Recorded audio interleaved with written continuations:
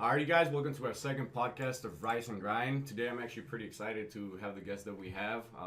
Dogs is something I'm really into. I know Ismael as well. He has a bunch of dogs in his house. You walk in, there's like 4 little dogs running around. But we have Nick Rangel with American Canine Academy. Yes, Nick, tell us a little bit about yourself. Tell us, how did it start? Tell us what your business is about and what you provide to the clients. Tell us about you, man, first to start with. Yeah. Me? Yeah. Well, I'm from California originally. I'm a California native. I moved out to Arkansas 11 years ago. I'm a father of 2 beautiful daughters. So, I've always been, very active and involved in sports and around animals. So, growing up and being very into dogs as I kind of got older. You always had dogs?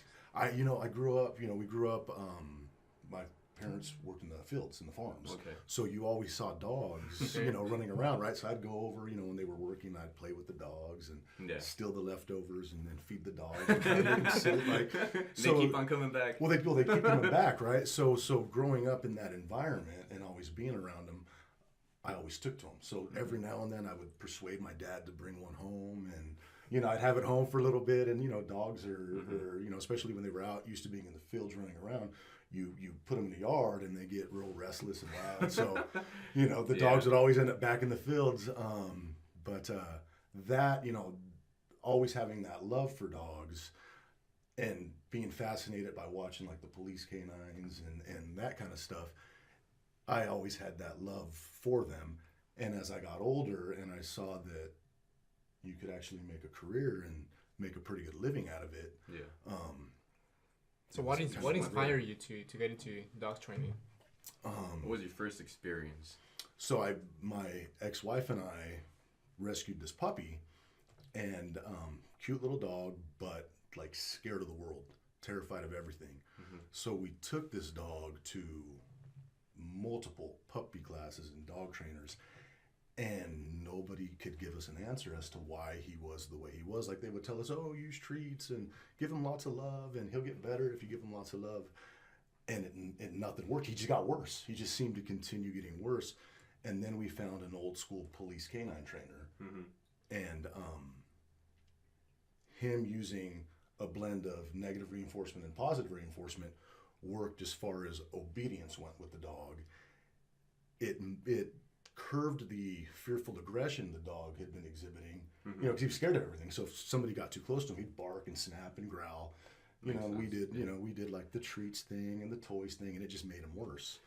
So this gentleman taught us how to use some different training collars, and we saw the fear kind of subside a little bit, but he was still terrified of everything. It's actually interesting that you talk about that. I have 2 Shih Tzu puppies, and one of them, same as Max, and we got him when he was about 9 or 10 months old. But when we got him, he was actually really nervous, really scared, because supposedly his past owners have let him run around with pit bulls and other dogs that were bigger than him, So when we got him, it actually took some time for him to get close to us, because at first you'd go near him, he'd get really scared, and he'd just pee.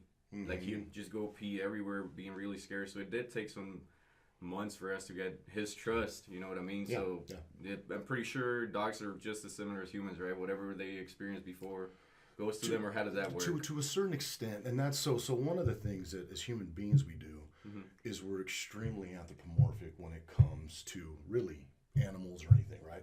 What we try to make them human. Yeah.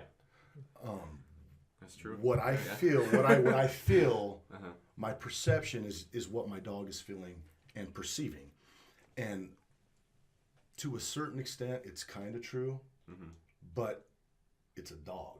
You know what I mean? So the dog is not thinking and feeling like you are. So yes, we can see, like, you can watch a dog and see the body language, and like when the dog pees, right? Yeah. The dog's afraid. The dog's being submissive. The dog peed. But the way their brain interprets fear as human beings, right? It's completely normal to be like, oh, no, it's okay. Everything's going to be okay. I'm not going to hurt you. The dog can't process any of that. Okay. What the dog is processing is that the behavior it's exhibiting which is submissive, fearful, peeing, and now you're talking to it in a really sweet tone, right? Mm-hmm. In time, the dog will realize, oh, well, they're not going to hurt me. But what you're doing with that sweet, soft, caring, nurturing tone is you're reinforcing the peeing and the fearful behavior. You know, I never actually thought about that. So if we take a dog, right, and we know we can anticipate, like, when we approach him, he pees, and we can redirect the dog's brain so it doesn't go into that state of mind, right? And unfortunately, sometimes it is through the use of a little bit of negative reinforcement. Then we can override and bypass this fear. So even though it took, you got him over it in 4 months, 6 months, however long it was, when you understand how a dog learns and the cause and effect, you can cut that time down by 75% sometimes. Okay. You know what I mean? That's interesting, man. That's interesting. And that's what I mean, and everybody does it. And that's really, as a dog trainer, the biggest challenge is getting people to understand, like, look, I know, like, you love dogs and your dog is your baby, but it's still a dog, and it still learns like a dog learns. You know what I mean? It also has that animal instinct and all that stuff. Exactly. Yeah. So when it comes to dogs, do you have to be the alpha all the time? Yeah. Well, when it comes to dogs, really, compliance is what has to be achieved and mastered before anything else. I'm sure you guys know who Caesar Milan is, right? Yeah. Caesar was huge, 10, 12 years ago, right? That's when he really kind of peaked, and everybody was like, "Oh my God, the dog whisperer!" Yeah. And I mean, you guys are Hispanic, right? Yeah. Too. Yeah. He was doing that fucking. Yeah. You know what I mean? And I was going. So my dad did that shit to me growing up, right? Yeah. Stay. You know what I mean? And it was still the. Yeah. So when I saw that, I was like, Man, I'm still doing that with my dog. right? Yeah. So everybody does it. Yeah. So now Caesar's message was wonderful. Caesar's message was, we've got to get the dogs in the right state of mind. And his key term was a calm, submissive state, which, I mean, that sounds cool, but my feeling is I'm not going to use any cute key terms like that, right? I want compliance. Okay. I want a dog to comply. So Caesar kind of really revolutionized dog training because he wasn't so focused on, like, sit, lie down, and stay. His focus was, let's get the dog in the right state of mind, so that we can teach it whatever we want. If the dog's not in the right state of mind, right? If the dog's not calm and the dog won't focus on you, then you can't teach it anything. You know what I mean? So now his big thing was exercise, right? You gotta exercise your dog. The dog's gotta run with the pack. Your dog can never be in front of you. Like alpha. A bit extreme. I don't have 8 hours a day to take dogs on hikes. No. I can't even use a fucking pair of rollerblades. So I mean, I can't do that shit with the dog. You know what I mean? so most of us have 8 to 12 hours a day that we work.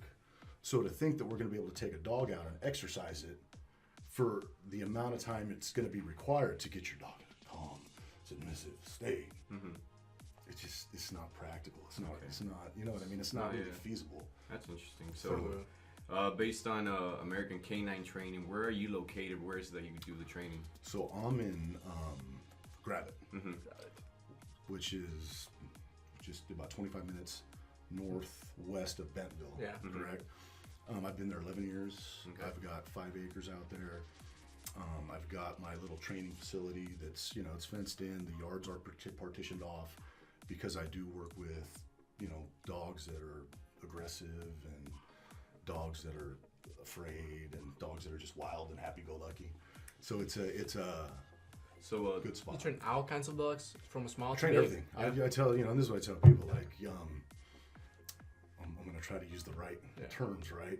A little person or a dwarf or, I don't know, can you say, like, midget, you know what I mean? A small person learns just like, you're going to teach that person how to read, right? And you're going to teach them what 2 + 2 is, just like you would Andre the fucking Giant. You know what I'm saying? No, There's no, so with dogs, it's the same thing. Am I going to teach a Chihuahua like I would a Saint Bernard? Dog is a dog. It's a dog. Your dog's a dog. Sure. You know what I mean? So That's actually my next question. Mm-hmm. When I was getting into, you use the same technique you use to train dogs, let's say, such as a pit bull or a Rottweiler, that you would do in a poodle? yeah. Yeah? Yeah. Okay. So you know, you were asking the you know what's the best thing you can teach a dog, right? It's compliance. Mm-hmm. If you can get your dog to be compliant, right, then we can teach. Now we've opened up the lines of communication, and you have a second and a half between cause and effect. Mm-hmm. So if you present a dog a treat and it sits, right, and you give it the treat, usually it's done within that second and a half. If we do that over and over and over again, the cause and effect is you provide me the treat, I sit down and you give it to me. He Right. acknowledged that. Okay. So if you can, so you have this second and a half to mark and condition behaviors. So if I put the treat, you know, down, if I put a straight line down and the dog plops into it down, and I do that over and over and over again, I'm going to condition the dog to lie down, Okay. right? So we have this second and a half of cause and effect, and that's with anything. So when a dog sees you and it runs over and it jumps on you, right, and you praise it, what are you teaching the dog? To do it again.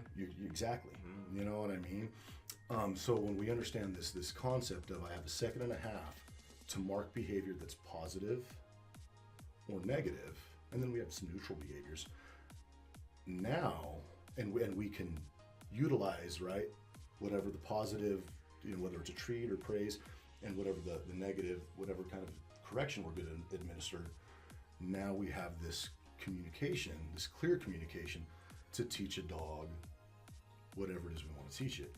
But it's not fully achievable if you don't have a dog that's 100% compliant. Okay. Meaning gives you attention Mm-hmm. and focuses only on you and what you want, not the other way around, right? Okay. That's why you see people that walk their dogs on those ridiculous retractable leashes.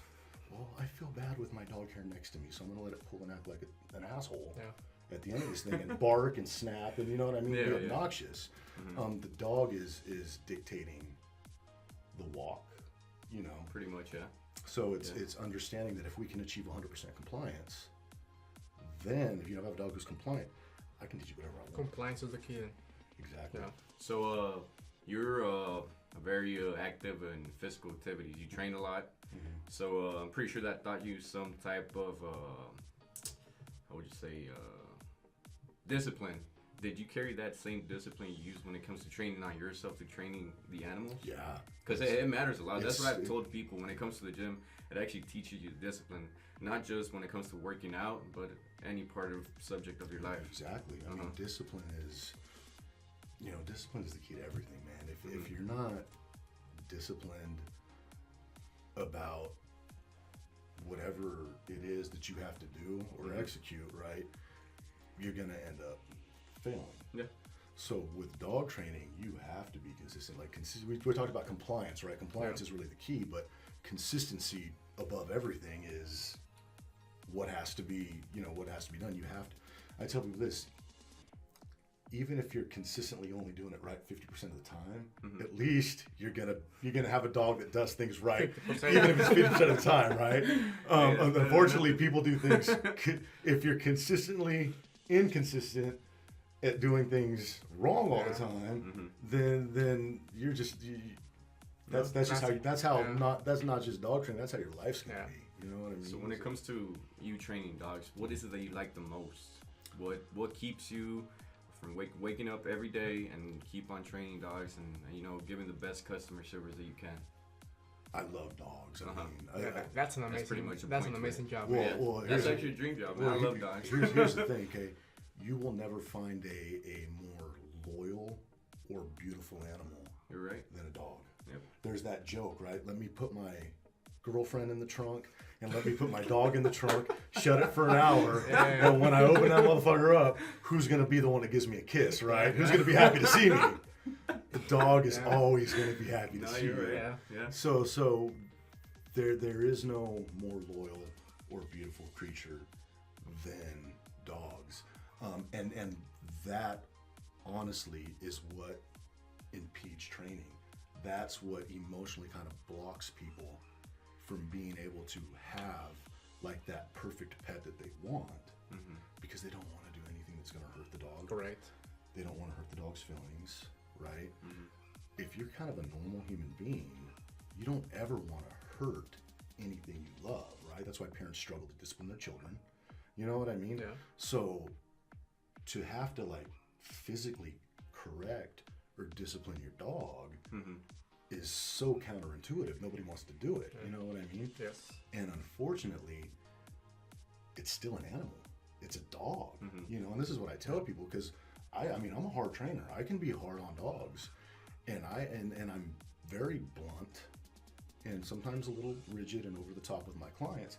And I have clients who I can just kind of read the expression on their face. They're like, man, like you're kind of mean. Like it doesn't even seem like you like dogs. And I go, motherfucker, I made it a profession. Like I love the canine species so much. I went to school. I made it a profession. And this is how I feed my family. Yeah. Like I get up every day and I feed them and I pet them and I pick up all their poop and I clean their cages. Like this is what I do. I don't have help that does this. This is me. So I love dogs, but you're not doing it right. Yeah. You know what I mean? So it's kind of like raising your kids. I mean, I was spanked when I was a little kid, man. Thanks to my mom, man. She didn't turn up too bad. Thank you. I mean... Well, and again, there's a difference between spanking and discipline and abusing. Getting them back. You know what I mean? Exactly. Yeah. There's a huge there's a huge difference in that. And I tell people the dog actually dictates how much force we have to use. You know what I mean? A lot of people think, you know, they'll bring me out a dog who's like this cute, fluffy, you know, Labradoodle, right? And they'll be like, you know, do we have to use an electric collar on it? I'm like, well, yeah, but it's gonna hurt. I go, and I don't want to hurt my dog. I don't want to hurt your dog either. But do you want your dog to be compliant? Do you want your dog to behave? But isn't there other ways to do it? Well, there is, but they take a lot longer. And with as inconsistent as you already are, and with as busy as you are, right? Because you work 8, 10, 12 hours a day, and you've got 3 kids that you got to take here, here, and here.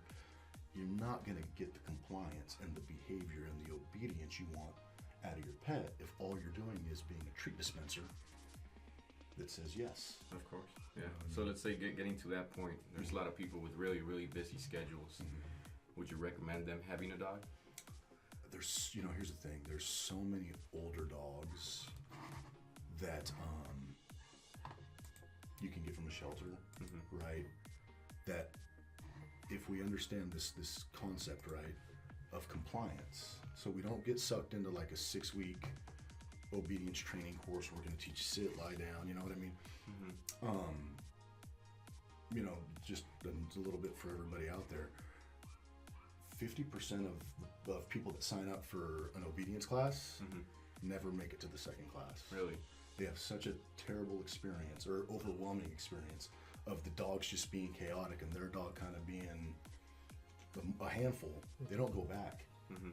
85% don't even complete the course. Okay. You know what I mean? So they'll miss the last class or the last few classes because it's not set up right for success. You're getting a group of dog handlers, pet owners, and a group of dogs, and you're putting them all together. And as a trainer, I've got to teach you how to teach your dog. Because you're not really just training the dog yourself, you're also training the dog owner. You have to train the owner. So when we have dogs who are non-compliant and we put them all together, I mean it's a free-for-all. It's crazy. So you take somebody who's at work all day, high-stress job, or even a mom, right, who even she may be stay at home, but she's shuttling the kids around. Like she's got a million things she's doing too. And then she goes to this class where it's completely chaotic with a brand new puppy who's been pissing and shitting all over the place in the house, right, chewing on everything.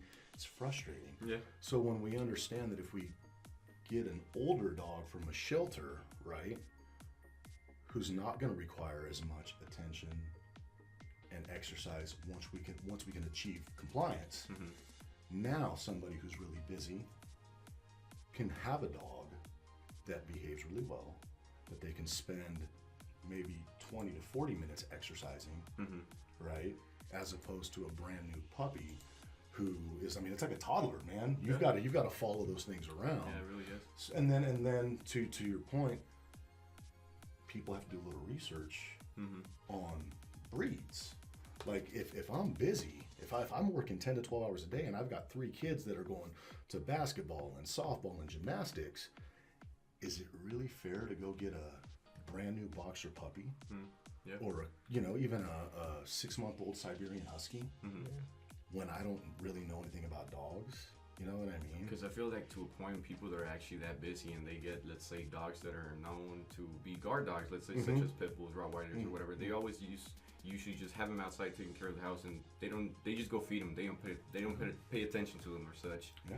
So let's say, how long would it take you, or how long does your course last to train, let's say, the average dog, if there is such thing as an average dog? So my program is different from a lot of other people's, right? I have like what you would consider like a fully trained dog, meaning we train it to sit, lie down, to stay, to walk next to you, to come when it's called, to go stay on a spot. That course usually takes me about between 4 to 6 weeks. Is that like a basic course? That's like my most advanced, right? That's like a dog that, you know, with just after it's been home for a couple weeks, isn't gonna have to have a leash on it.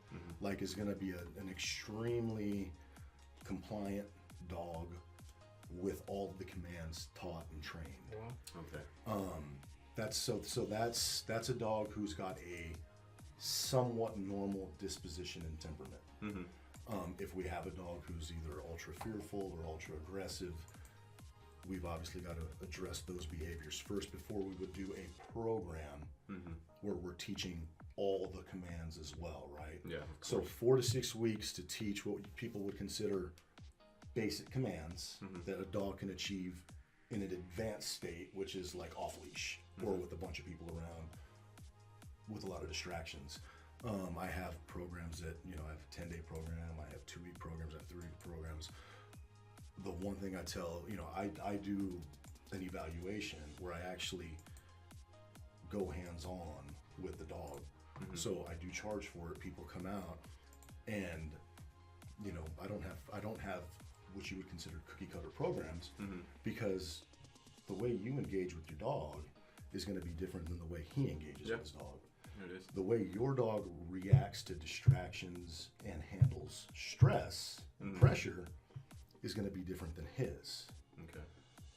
Once we can get the dogs to respect you and be compliant, and you guys understand how to kind of get your dog into this compliant state of mind, now I can take you guys and I can put you in a class together because you're working at equal levels. You know what I mean? Okay.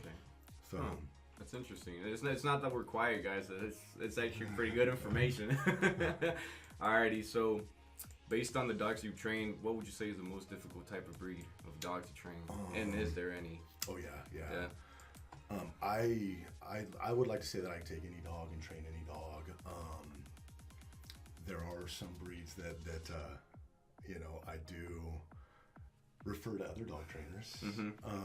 My favorite, you know, I train a lot of German Shepherds. I get obviously, you know, especially with my logo, I get a ton of German Shepherds. I get a lot. So is that up right now? Yeah. So that English, that one back there, that English. This one? No, this one right here. Oh, okay, this one. That one right there, man. Those dogs are phenomenal. They're smart, right? It's an English cream retriever. Golden, an English cream golden retriever. And I've actually had quite a few of them come out to me, and they are amazing dogs, man. I mean, they haven't been overbred yet. Wonderful disposition. I think that's Winston too. He was a lot of fun. But you want to talk about a dog that these dogs are used quite often. I think that's him again there. They're used as service dogs a lot, and it's because they're natural. They typically have really solid disposition and temperament, and they're just naturally very compliant dogs. Okay. Very eager to please. So those dogs, I would say, as of right now, like I've been getting a lot of them, are probably some of the easiest to train. I've been getting a ton of golden doodles and labradoodles. You know, those are kind of the designer dogs. I've seen them a lot lately, though. Yeah. Well, you know, allergies are so prevalent now, right? That these dogs are hyperallergenic. so they don't shed. There's no dander. Okay. So, and you know they're sharp, they're playful, and you know if you're into that look, they're cute dogs. So I get a lot of those. There's Winston. That's Winston too, yeah. And so I got those. And so that's a brother and a sister, and Winston in the middle. Yeah, he was the star. He was the star out there. I think that's something I took off the internet. But anyways, yeah, the most difficult. I've had Doggy Day Bordeaux's, which is the French Mastiff. The huge ones. You seen Turner and Hooch? Yeah. I don't know if it's due to poor breeding, but I've trained. I've been doing this 16 years. I've probably trained 30, 40 of those dogs, and I would have to say, when the disposition and the temperament is not where it should be, those dogs can be really, really challenging because they don't respond well to positive or negative reinforcement. They just kind of shut down and they just kind of sit there. Yeah. Whippets and greyhounds are really, and really I think it's more because those dogs, like they run fast, right, and they get so focused and they're so determined to go that unless we can catch that marking of positive and the requirement in marking behavior with those dogs, you have to be a little sharper with, and they don't respond well to pressure. You know what I mean? My system is based on pressure and stress for the most part, because when you're having a pachanga, right? And you know, you've got your tios and your cousins and your aunt and everybody's coming over, and you know, we're drinking the tequila and the kids are running around playing, and you know, we're swinging, you know, they're swinging bats, piñatas. The dog, that's a high stress situation for some dogs, right? There's pressure there. And again, that's where like these obedience classes fail, because they're non-pressure based, meaning when we start applying like a pinch collar and electric collar, that's pressure and stress that's applied to the dog, right? If you can teach the dog how to manage that, and we can teach the dog how to respond, and we achieve compliance, now I have a dog who, when it's in a high stress, high pressure, you know, area, they've learned to manage that. They've learned how to handle that, right? So when we get dogs who don't manage that or handle it real well, we have to just sprinkle it in, right? Baby steps, baby steps, baby steps. I'm more aggressive in the way I train. You know what I mean? So those are the dogs that a lot of times I say, you know what, maybe you should call so-and-so or take them to somebody else, because I mean, you can see that picture there, right? I have between 8 and 17 dogs out of my facility. At a time? And sometimes, at a time? Yeah. Dang. Training wise, I keep usually between 4 and 6, but I also board dogs for some of my clients. So, you know, I'll get an influx of dogs. You know, spring break's always really big. So those dogs, you know, these dogs that don't handle pressure real well, it's tough for them, because I'm training them, you know, I'm making them sit and lie down, and I'm doing it while other dogs are running around. I've got my kids out there throwing basketballs and riding their fucking scooters, and right, it's real life training. So long-winded answer to your question was greyhounds and whippets, but it's also, you know, understanding that it's really the dog's disposition and temperament, because you can have a pit bull that's my next question. who was born, because again, dogs are born with a natural disposition and temperament. A lot of times there's a deficiency in one or both, because they're animals. If I have a puppy who's extremely fearful and terrified, and as it gets a little older, I see aggressive tendencies, right? As a breeder, it's not really responsible for me to sell that dog or to give that dog to somebody who doesn't know how to manage. Because remember, it's an animal. It's a domesticated dog, but it's still an animal, right? Yeah. What are dogs? Predator scavengers. Yeah. So when we have a dog whose disposition and temperament isn't up to snuff, that's where we have to really kind of balance how we train it. So again, a dog like that, right, who comes to us and has the same kind of, doesn't handle pressure well, like the example was the greyhound. You can't train it like you would every other pit bull that you train. trained or every other Rottweiler that's trained. Mm-hmm. You know, it requires a little bit more work, and it requires experience. Does the testosterone level on, let's say, a dog that's really muscular or anything like that affect their mood or their anger problems compared to another little dog, or is it just a mental thing? Well, it's like you're saying. So we've got to look at what a dog was bred to do, right? Yeah. So again, we're going to use pit bulls as examples. Pit bulls were bred to bull bait, and then as human beings, we started fighting them. Mm-hmm. If you do any kind of research, right, or you do any kind of look into it, if you and I had two pit bulls that we were going to fight, right, because this used to be legal hundreds of years ago, I would hand you my dog, and you would hand me your dog. And I mean, we wouldn't do this, you know, but you would walk over, you'd take mine, I'd hand it to you, it'd be happy to see, it wouldn't be aggressive towards you. Mm-hmm. And the reason they would exchange dogs is you would bathe yours, I would bathe yours, and you would bathe mine to make sure, because they put poison on them. So like if your dog's biting on my dog and I've got I've got some kind of poison on the dog's, like oil or whatever, it'd kill the dog, or it'd slow the dog down. Mm-hmm. So they were never, even dogs that were bred to fight, were never aggressive towards human beings. Okay. This is kind of come about over the last 50, 60 years, where there's poor breeding that's taking place. So you're taking dogs who have been born, right, who were bred to fight in bull bait, who the disposition and the temperament is awful, but they look really mean and aggressive, and you have a certain subsection of the population, right, a certain demographic that's taking these dogs and using them to guard their homes. And they put them in the cage inside their apartments or small homes. I'm like, why are you doing that to a dog that is bred to do that?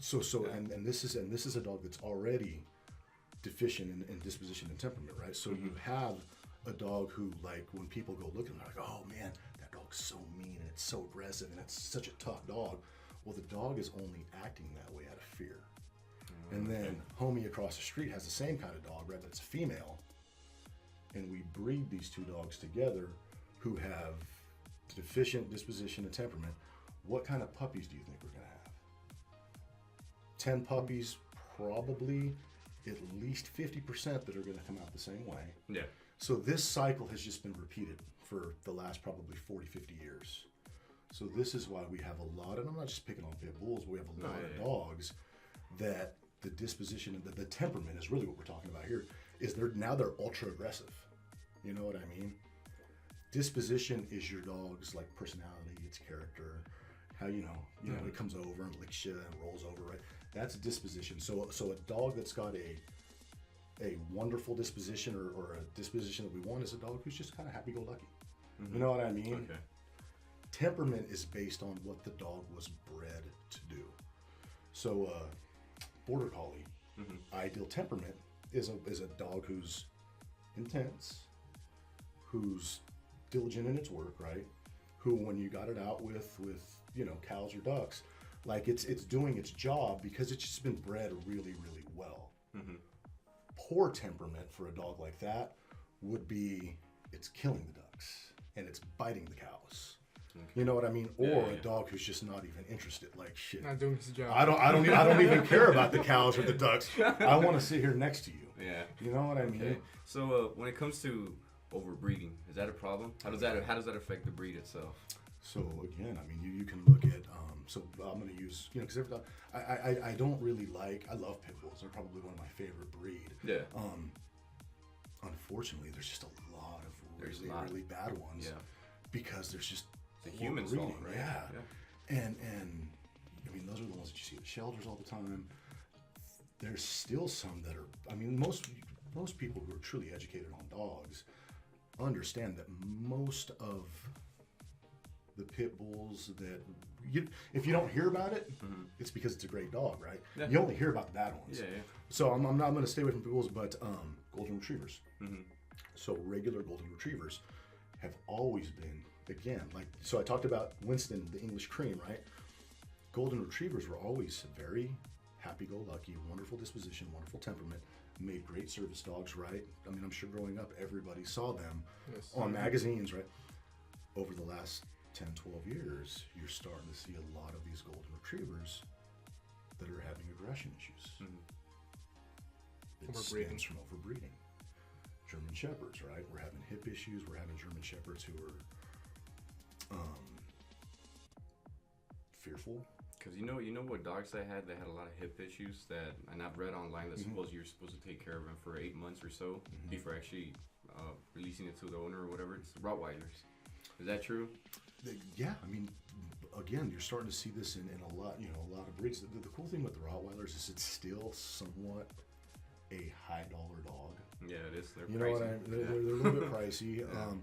So we don't see nearly as many Rottweilers in shelters and in places like that where they can be overbred. Shepherds, the hips, labs, we're seeing all these health issues because in the United States there's no laws to breed. So Germany's like the standard, right, of dogs, and that's where like the Schützen sport, where they you see the dogs bite and the police, the military handling. Your dog has to be able to pass a basic obedience routine and a test, it's called a BH, in order to breed it. Every dog in Awesome. Germany.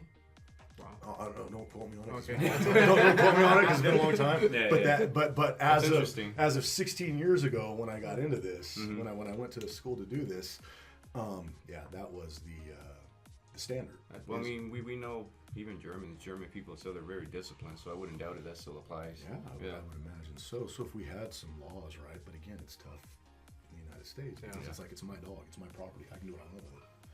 You know what I mean? So when it comes to first-time dog owners, what would be the number one advice you give them?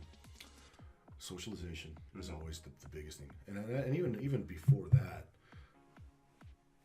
look at your schedule. Like I get, especially families, you're starting a family and you have kids. Like the dog is what makes the picture kind of complete sometimes. Or like I've always, as soon as I buy a house and I get a yard, I'm gonna get a dog. Or my kid wants a dog for Christmas. Or You know what I mean? So we, again, want, right? And instant gratification is wonderful, but look at, do you really have time for a puppy or a dog? Once you've done that, so once people have done that, once people have done hopefully a little bit of research, the worst thing you do is get a dog on impulse. Once you've done a little bit of research, now, okay, we're gonna move forward. So when you get your brand new dog or puppy, socialization is always key. If we have with a dog, other dogs. any dog. Okay. I mean, any. So like socialize with dogs or people. dogs, people, Okay. different environments. So you can't have them caged in and expect them to look at the outside world and behave, right? And exactly, and that's one of the biggest issues we're seeing, right? Is people work all day, so they keep the dog in a pen or a cage.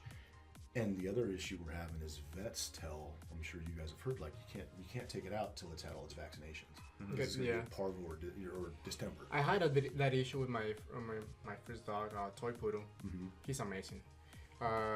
He had parvo. He almost died like 3 days after we bought him. Oh man, I bet he came from a puppy mill. Yeah. I bet so. And so after that, we had feared that he would get a sickness or something. So we didn't let him out like for 6 months.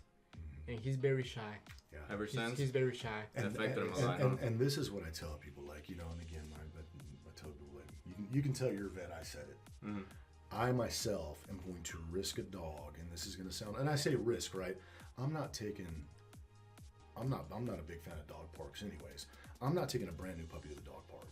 I'm not taking a brand new puppy where I know dogs are being walked all the time.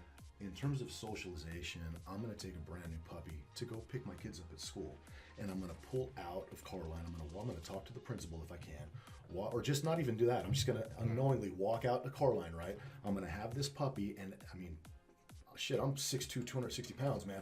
I see a puppy, I'm like, you know what I mean? Yeah. So everybody does it. Yes.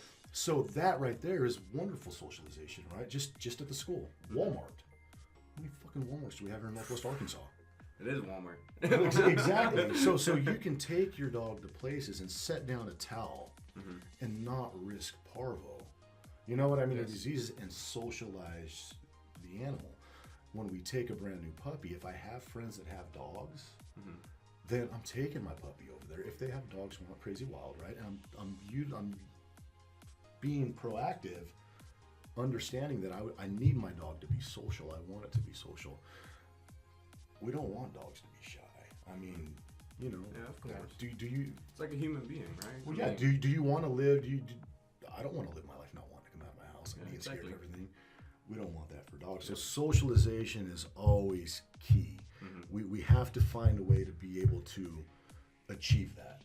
You know, they say every dog before it hits 5 months old should have been exposed to at least 100 people and 250 other dogs. Those numbers are tough to, I mean, it's really tough to hit those numbers, right? Yeah. But if we can just get the dog as many as possible in the first 6 months around as many people, as many kids, as many old people, in as many different environments, you know, around the vacuum and the lawnmower and, you know, the Roomba and just these different things that are kind of weird to a dog. Exactly, right? And then so as we're socializing, because we can do more than one thing at a time with a dog and a puppy, right? The main focus has to be compliance. We have to have a dog who is compliant. So when we get these brand new dogs, like it's like you said, I want the dog to trust me, right? I want the dog to love me and trust me. I get that. You know, the dog's gonna love you and trust you in time, right? You get a brand new puppy, God willing, you have that dog for 10 years. What we want to be able to do when we get this brand new puppy or dog is achieve compliance and get the dog to understand that when I call your name, you stop what you're doing. Doesn't matter what it is, and you come back to me, right? Much easier said than done. Anybody who has a dog knows. Like, no, if my dog's, you know, if it's playing with the ball and the ball rolls, I'm not going to get it to come back to me. Like, the dog's going to want to go. But that's where we have to utilize tools like a leash and work on achieving compliance. Working on getting the dog to understand and respect the word no. No's got a hold value. Nobody wants to tell their puppy no. Nobody wants to tell that cute little poodle puppy no. Nobody wants to tell their toddlers or their babies no, right? No is like, no, I don't want to say that. So if we can get, you know, I tell this all the time to people that come out, if your dog truly understood the word no, if no actually held value, if no got you compliance, you wouldn't be here. You wouldn't be seeking out the help of a dog trainer. That makes sense. You know what I mean? Yeah, it makes sense. Also, another question I have, when it comes to people making aesthetic changes to their dogs, what's your point of view on that? Like when it comes to, you know, how people like to chop the ears off of pit bulls or get the Rottweiler's tail clipped off. What's your point of view on that? I don't, I'm old school. So for me, I don't, you know, my feeling is this. So I grew up in a really rough area and I've seen people, and it was gruesome. I've seen people crop their own dog's ears. Like, I've watched it. It's awful. Yeah. I've seen, you know, if I've seen them pull the dew claws out when they're puppies and they put the fish line around the tail and it just kind of falls off. There's ways to do it. Is there breeds that need it? Based on them hitting their tail too much when it comes to objects and getting the damage or broken? You know, and I've seen that, but, you know, again, I mean, we're talking about, really, my feeling on that is to each their own, but when, you know, we're talking about if you have 100 dogs, maybe one's going to continue smacking their tail on something, we're going to end up with that bloody tail and that infection. Because I had Rottweilers, and when we got them, they already came with their tails clipped. Is there a reason Rottweilers started getting their tails clipped? They were working dogs, right? So it didn't get caught under the cart usually. I mean, there's usually a reason. Like, so again, you know, they do the ears, right? So when they were protecting or hunting or whatever it is they were doing, it didn't get ripped off. And a lot of it was just for look, like the intimidation factor. It's but aesthetics. As far as I go, I'm like, dude, you can do whatever you want with your dog. Like, you know, people put them cute little fucking sweaters on their dogs and they dress them up, and it's like, you know, to each their own. Like, I don't judge. You know what I mean? It's like, it's your dog. You know, you do what you want to do with your dog, and who am I to tell you what to do with your dog? At what age should training start? Is there a special age? Training should start the second you pick the dog up. Really? Okay. So if I get a brand new puppy, right, the training starts as soon as I get that little puppy in my hand. I tell people, if you can take the puppy at 6 weeks, take him at 6 weeks. You know, anytime after that, it's whatever. But as soon as I say that's my dog, that's when training starts. And my objective is, again, compliance. I want this dog, when I say its name, and remember, they're dogs, right? So dogs instinctually want to do certain things. They want to drop their nose and smell.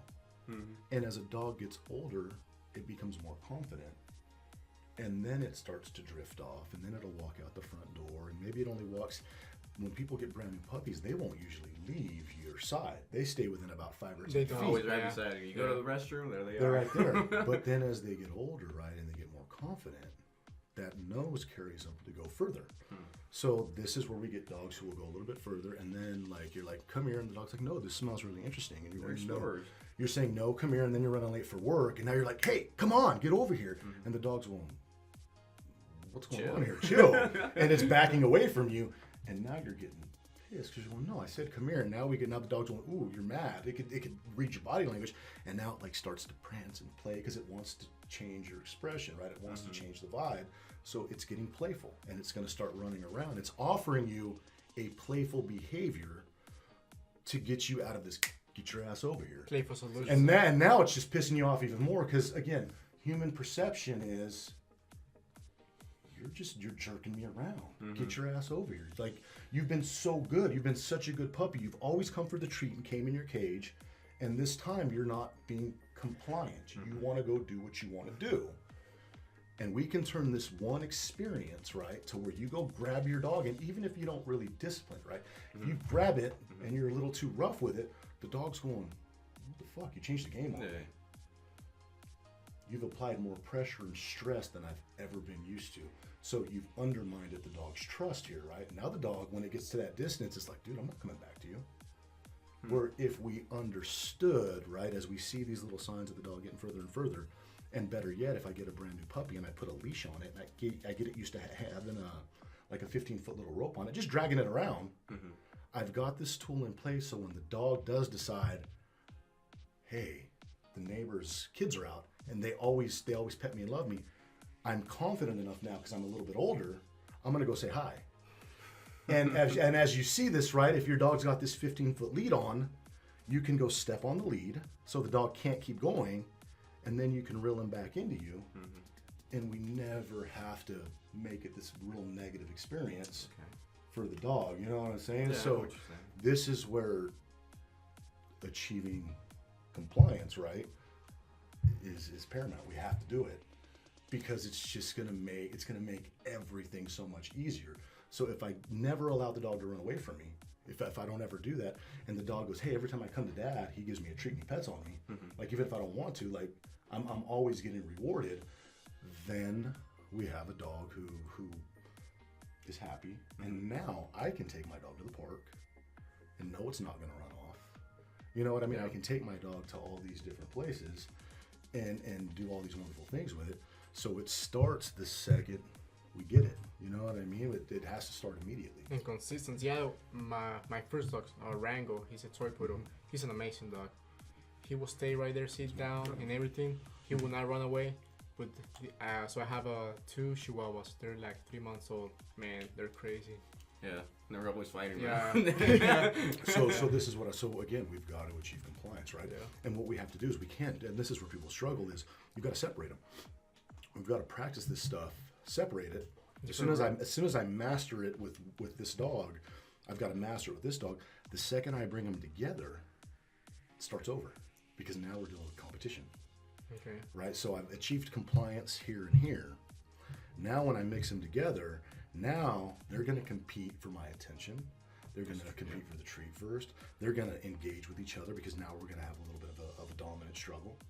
And what I want to be able to do is, if I've introduced them to a negative marker, right, meaning if I've introduced them to the word no, and I've conditioned them to understand that if I tell you no and you don't do what I ask, I'm going to administer a correction. Whether it be a pinch of the ear or a pop of the collar or a choke chain or a shock collar or a pinch collar. I mean, I don't care what you use. If we condition it, if we get the dog to understand, like when I say no and you don't mind me, this is the consequence. 2.5 seconds, right? You guys have heard of Pavlov's theory? No. I have not. So Pavlov's theory was, and I'm not going to get super in depth on it because we could be here all fucking day. What he did is he had all these dogs in a room. He did a bunch of different things with food where he had people go in and administer food. And what he ended up, so what he ended up finally doing is he had these dogs all lined up in pens and a bell would go off. and he had, stuff measuring their salivatory glands and all. So a bell would go off, and then a second later, the food would come out. You know, they talk about that. There's this episode in The Office. I don't know if you've watched The Office, where My kids love it, man. where so they're both sitting together in front of each other in the office, right? So when a guy makes a certain noise, he gives the guy an Altoid, and he does that for a week. And later on, once he does the noise, the other guy already extended his hand, because he felt his mouth watering. And that's what people. I mean, that's human beings, and this is again. I can get in depth, but as human beings, we're animals. I tell my kids this all the time. We're just really, really high IQ, but we're still animals. We still have a ton of animal instinct. So Pavlov's theory was the dogs heard the bell and they knew they would walk over. They knew the food was coming out, right? So this is where operant conditioning and clicker training was established with dogs, right? That fucking stupid ass clicker that people use. Click reward, click reward. Yeah. The clicker's great for animals like ferrets and skunks, raccoons, right? Dogs hear so well. Why in God's name would I ever rely on a clicker to mark a positive behavior when I have this cool thing called my mouth? I can speak, right? My tongue. Yeah. So in my training system, right, the marker word I use is yes. So when I get this brand new 5-6 week old puppy, every time I give it a little piece of its food, its kibble, I'm saying yes, yes, yes, yes, yes.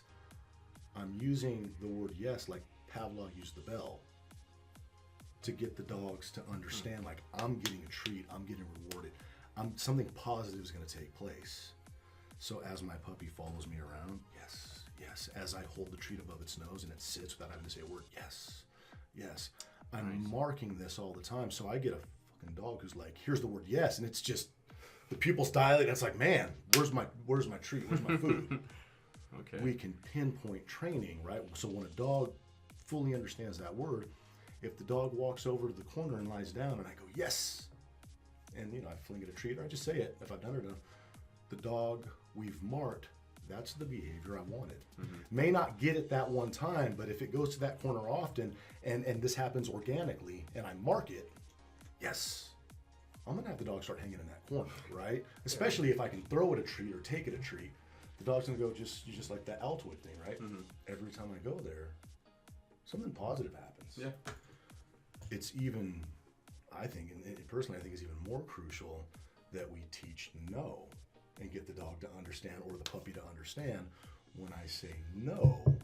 It means no. It means no. Yeah. And if you don't do what I'm asking you, something negative is gonna happen. Okay. So same theory, but the outcome is not pleasant, not positive for the dog. You know what I mean? Yeah, actually, most of the questions that I actually have, you already answered. I got a couple questions right here that you haven't, or let's see. What are the most common mistakes people make when using positive reinforcement in dogs? Over-treating. And verbal diarrhea. Too much talking. Too much talking. So when people come out and do an evaluation, right, that's really, again, I say my system's a little bit different. People come out, I do an evaluation, really, because there's so much garbage on the internet, right? You talk to one person who's had a dog and they tell you to do it this way. You call one trainer, they do it this way. Like, everybody's got their own opinion on how to train dogs. My philosophy is, let's just trust the science and make it really simple. Make it really, really simple and really basic as human beings, because we're nurturers by nature. We're given treats for everything. Like, we're over-treating the dog. Like, the dog farts right and we want to give it a fucking treat. You know what I mean? So it's the overuse of positive reinforcement. If I have a dog who's running out of my door, right?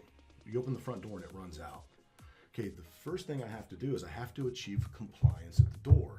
Don't run out the door. I need to get you compliant so that you're focused on me.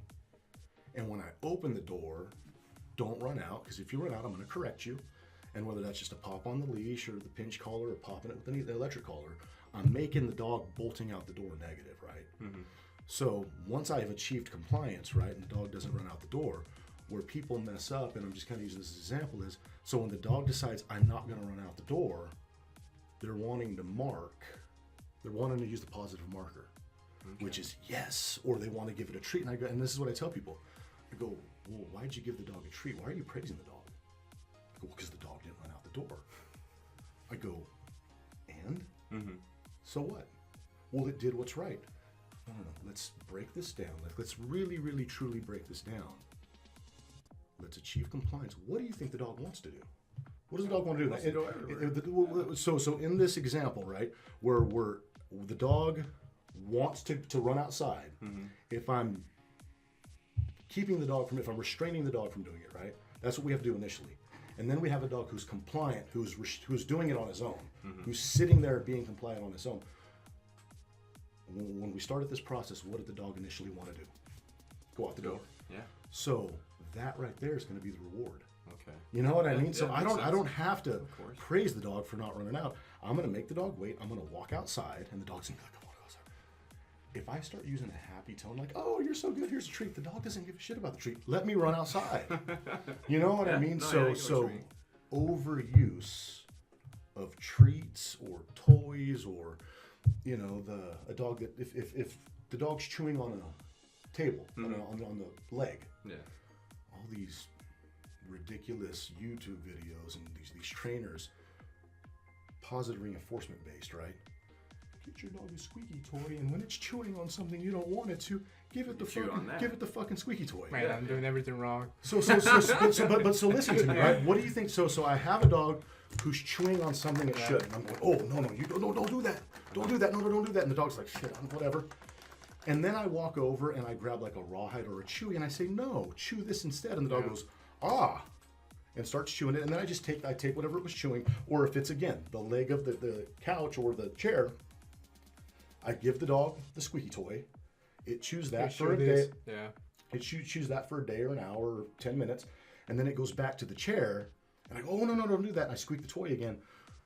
With that second and a half between cause and effect, what are we doing? I have a dog who's chewing. I take what I perceive as higher value. I squeak it. I present it to the dog. What am I presenting? I'm presenting a reward For doing something. for a behavior that makes sense. So if the dog is chewing and I correct and I say no, and the dog stops and gives me compliance and just hangs out there and says, oh, okay, Dad. And it may go back and I pop it again with the leash or the whatever and I tell it no. And then the dog may whine a little bit. And then and I'm saying this, I've been doing this 6 years. Then the dog just kind of goes, I mean, you've seen them do it. Yeah. And they'll just kind of put their heads down and again, as human beings, we're very anthropomorphic. Oh, he's so sad. I was so mean to him. Look at what you did. He's pouting.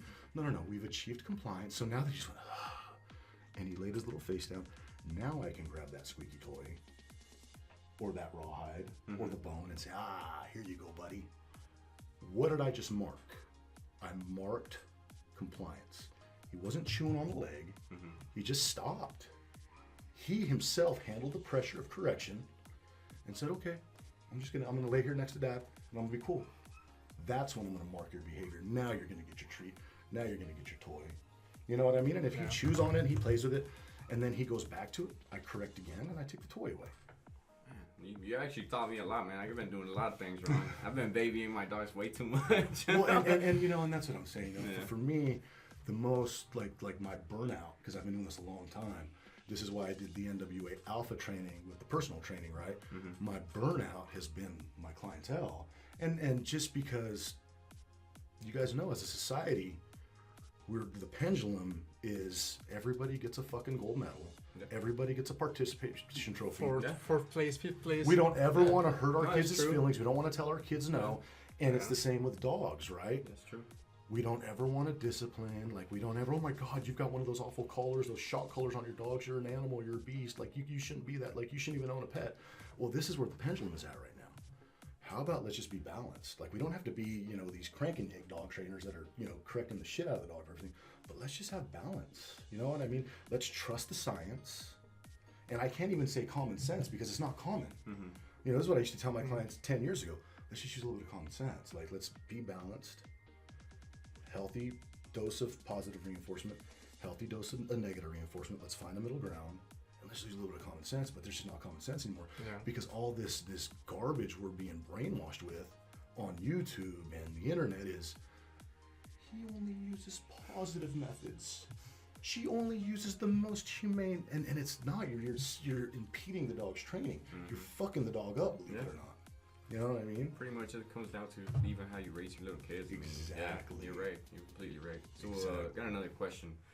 It says, I've heard that a tired dog is a behaved dog. Will exercise solve a dog's problem?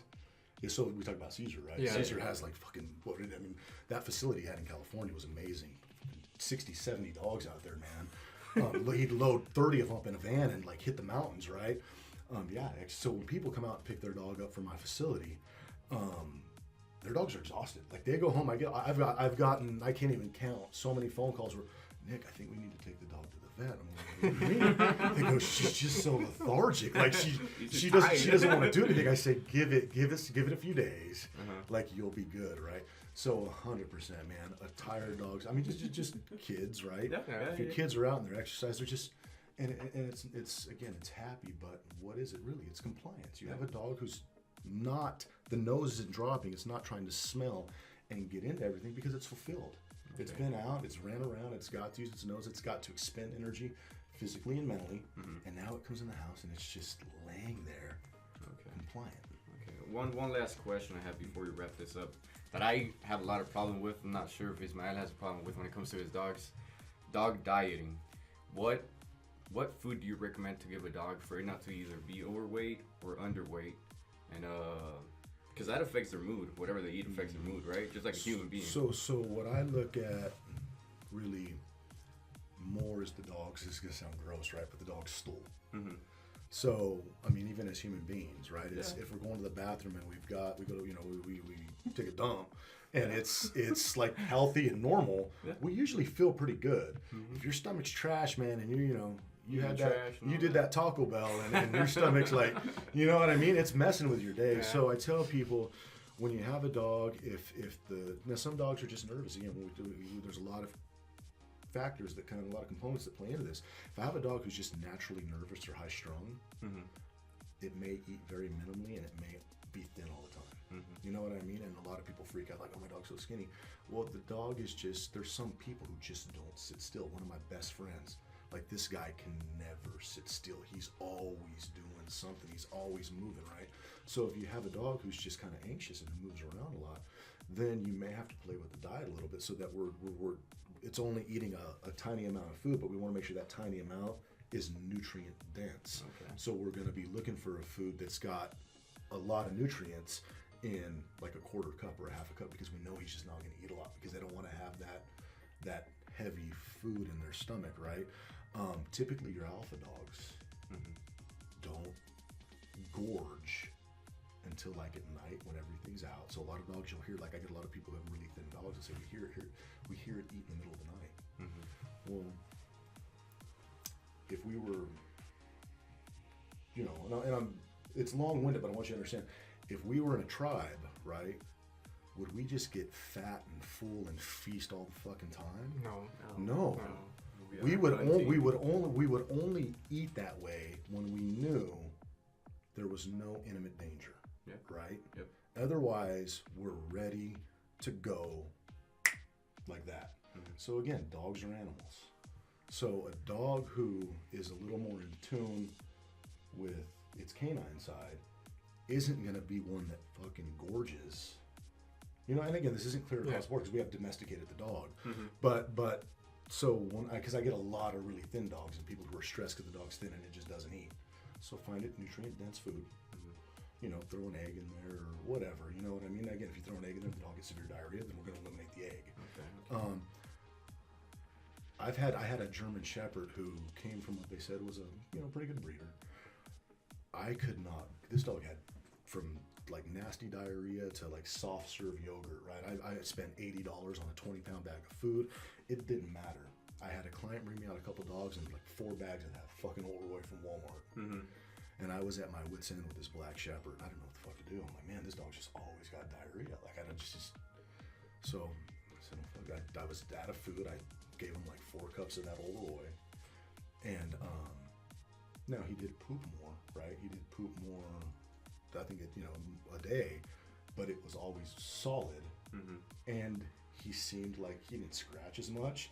And this is Old Roy, dude. Like this is not what they could consider not quality food. Okay.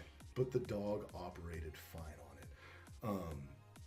So again, if the dog's got gas all the time, if the dog's poop is running all the time, then switch the food. What would be the experience you've had? What would be any brand of name of food to give the dog So that you like? that Taste of the Wild's really good. I don't know if you guys know that.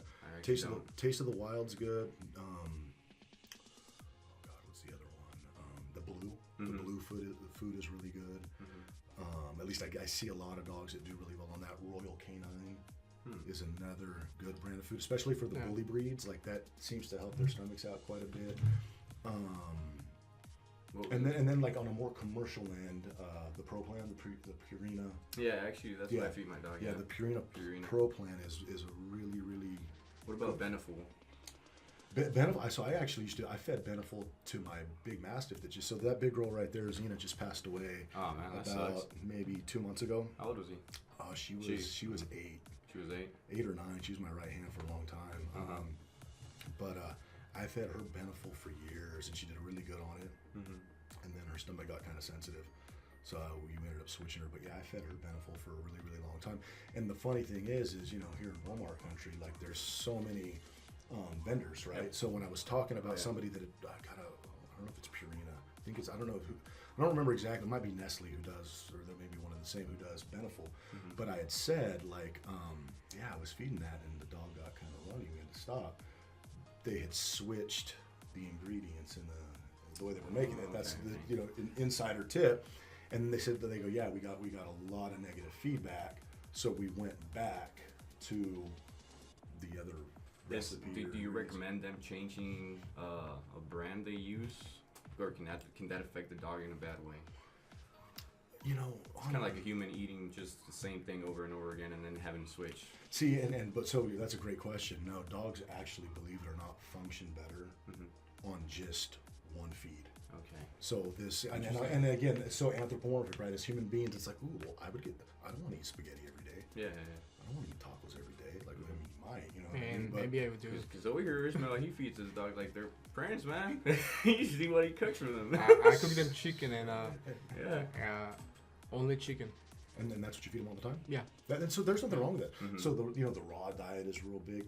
This is my feeling. Like once we achieve 100%, once you've mastered compliance with your dog, it puts your dog in a really more calm and confident state, right? If your dog has 100% confidence in you, and when I say this, right, if you're in a relationship and you're always worried about, like, you're not sure if that person's cheating on you or they really love you or whatever, like, it's stressful.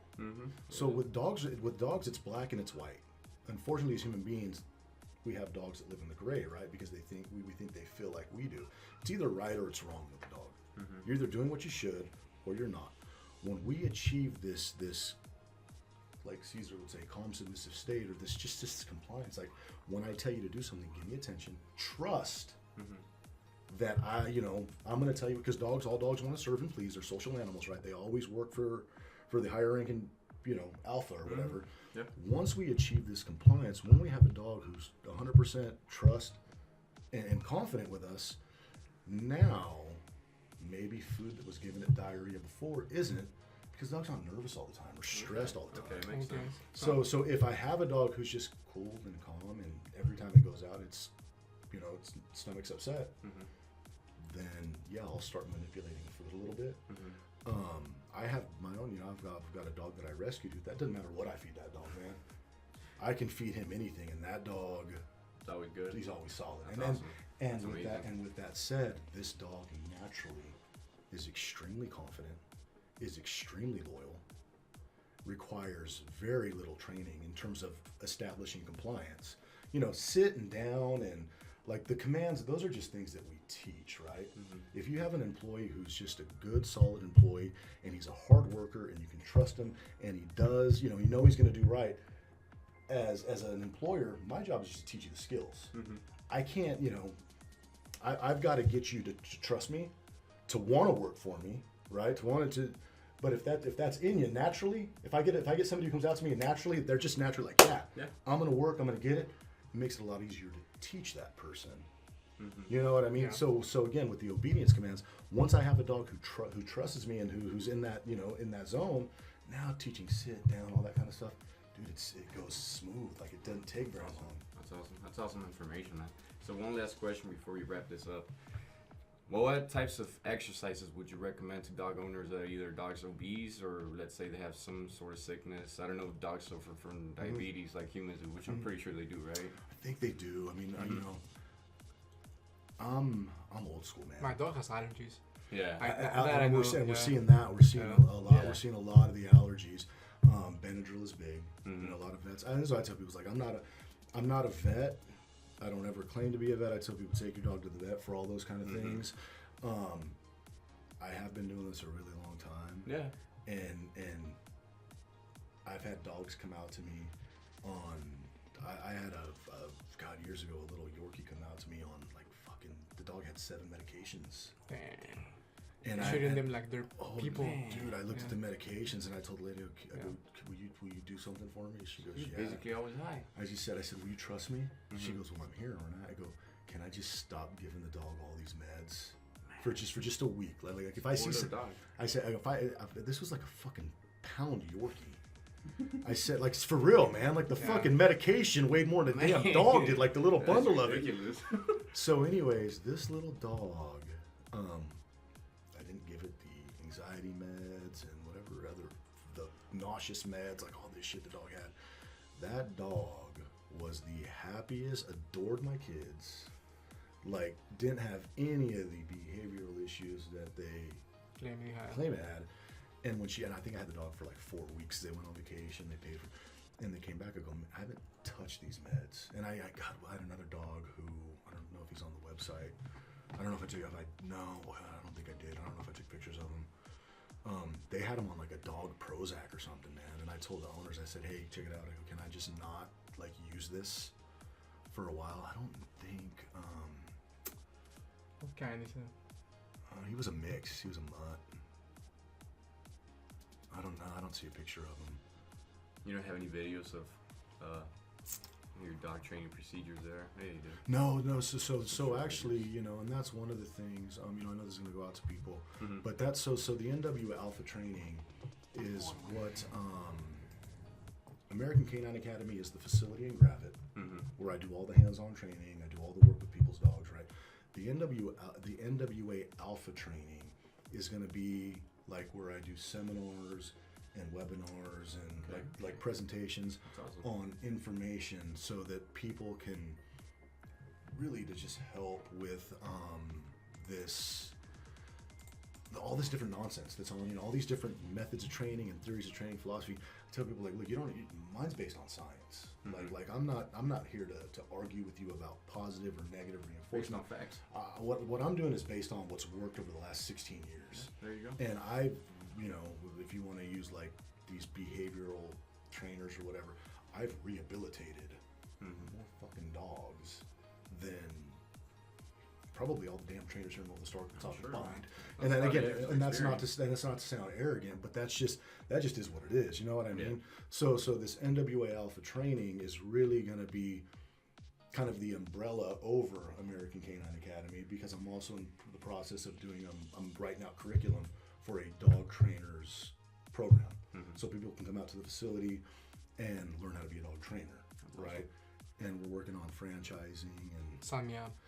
Yeah, I gotta get better at training. So that's what the NWA Alpha training is. It's that's kind of where we've geared that, because, you know, it's kind of the brand that will go with me when I leave Northwest Arkansas. You know what I'm saying? Okay, that's awesome. Well, Nick, tell people where they can reach you. Tell them about your business, where it's located, and your phone number is gonna be in the background. Your email, Gmail, anything.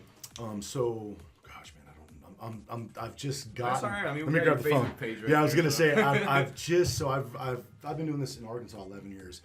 I don't do the computer thing. I don't like technology. I like dogs. I train dogs. I lift weights. I like to work out at the gym. So the social media thing is not my cup of tea. But I do have the Facebook page that I've been very active on lately. I'm learning how to be more active on the Instagram page. I just recently got taught that I can do something on Instagram and have it go straight to Facebook. Yeah, connect. And then if I click on the comments first and I put my hashtags in, like it's been a process, Yeah, right? it's a So learning process, yeah. so the Alpha Training at American Canine Academy is the Facebook. The number's 479 America. Okay. So it's easy for people to remember. Oh, okay. 479-263-7422. 479 America. So it spells out America, the numbers. Exactly. Okay. That's awesome. That's pretty cool. And I'm located in Gravette. Mm-hmm. The address is, I believe, on the Facebook Facebook page. Yeah. Facebook page right there. And so you guys can send me a message on Facebook. Messenger. Yeah. the Instagram. Phone number, text The message. text message is always great. So text is great because I don't answer the phone when I'm with dogs or clients. You know, Makes it's sense. not Makes something sense. that- I'm a one-man show, so it's not like I have a secretary or somebody answering, or everything I do is me. Okay, You know that's what I mean? awesome. That's So- awesome, man. Hey, man. Well, thank you so much for Hey, coming. thank on the you for podcast, having me. man. Appreciate it. It was really Thanks, informative, Thank man. you. I learned a lot. I really did learn a lot. You know, this is my first one, so you guys popped my cherry. You know, it's tough. It's tough with dogs because you can end up all over the place. You know what I mean? Because there's just so many different things. But the one thing again is compliance. Like let's just achieve this. Let's cut all the nonsense out, right? Let's not worry about all the classes and all this and that. Let's just get the dog to mind you and give you attention. And if we can achieve that, man, our shelters would be probably at half the capacity they're at. People aren't getting rid of their dogs, right? Because the dog understands no. So they're not taking them to the shelters. They're not euthanizing them because they're becoming so aggressive nobody can handle them. They're not putting them on Craigslist. You know what I mean? So if we get the message out there, like, look, and as I tell other trainers, like, why are you afraid to use correction? Like, use it. You're gonna make the job easier for the owner in the long run, and the dog's not gonna get given to grandma or the farm in Kansas City or Kansas where it can run around On and the be streets. free, Yeah. or dumped in the streets, Yeah, right? pretty much. So yeah, no, that's the message, and if we can spread it, wonderful. No, amazing, man. Well, really useful information, man. I learned a lot. Thank you, I bro. was actually really excited about this podcast, Yeah. man. I love dogs, so all the information I could get to better my dogs, that's amazing. Perfect. And hopefully everyone out there learned a lot. And like he said, if you have any questions, be sure to shoot him a message. His Facebook page is right there. Make sure you like his Facebook page. Make sure you tune in for our next podcast coming very soon. And make sure you like our Facebook page as well. Ismael, See you guys. see you guys. Thank you. Thank you.